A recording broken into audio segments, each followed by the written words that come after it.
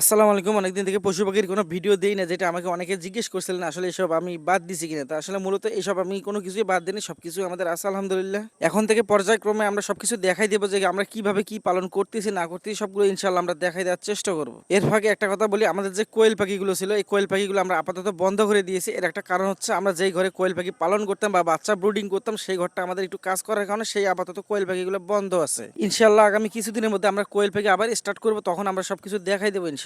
তবে এখন যেগুলো দেখতে পাচ্ছেন হাঁস মুরগি, এগুলো না আমাদের আগে থেকেই আছে, এগুলো না আমরা পালন করা বন্ধ করতেছি না, এগুলো আমাদের চলতেছে আলহামদুলিল্লাহ। তবে আমরা বাচ্চা উৎপাদন করতে পারতেছি না, এর বিশেষ একটা কারণ আছে, আমরা ডিম পাচ্ছি না। গত শীতের সময় আমাদের এলাকায় সবগুলো মুরগি মারা যায়, মানে প্রত্যেক বাড়িতে এই মুরগিগুলো মারা যায়, যার কারণে আমরা ডিমের সংকটে আছি। এই বীজ ডিমগুলো আমরা পাইতেছি না। আমরা অনেক জায়গায় খোঁজ নিয়ে রেখে দিয়েছি, এমনকি ফেসবুকে পোস্টও দিয়েছি, কেউ যদি আমাদেরকে বীজ ডিম দিতে পারে ইনশাল্লাহ আমরা সেটা ন্যায্য দামে কিনে নিব। এই বীজ ডিমের কারণে আমাদের বাচ্চা উৎপাদন একবারে টোটালি বন্ধ হয়ে আছে। আমরা বীজ ডিম যখনই পাবো ইনশাল্লাহ আমরা পরবর্তীতে সবগুলো দেখাই দিব আমরা কিভাবে বাচ্চা উৎপাদন করে থাকি। এই ভিডিওর মাঝখানে একটা মেসেজ আমি আপনাদেরকে দিতে চাই, আপনাদের কারো যদি পরিচিত বা আপনাদের নিজের যদি কোনো হাঁস বা মুরগির বীজ ডিম থাকে তাহলে আমাকে অবশ্যই জানাবে, সেটা যতটুকু হোক না কেন। যেহেতু আমরা ডিম থেকে মেশিন দিয়ে বাচ্চা উৎপাদন করে থাকি, সেক্ষেত্রে ডিমের কোনো সমস্যা নেই, মানে যতগুলো হোক সমস্যা নেই, আমাদেরকে জানাবেন। যদি আপনাদের ডিমগুলো থাকে ইনশাল্লাহ আমরা কিনে নেবো সেগুলো। তবে ইনশাল্লাহ আমি কিছুদিনের মধ্যে আমরা সবকিছু আবার নতুন করে স্টার্ট করবো, আবার কন্টিনিউ করবো। আমাদের যা কিছু আছে আমরা সবকিছু আবার নতুন করে চেষ্টা করবো। আমাদের জন্য দোয়া করবেন। আসসালামু আলাইকুম ওয়া রাহমাতুল্লাহি ওয়া বারাকাতুহু।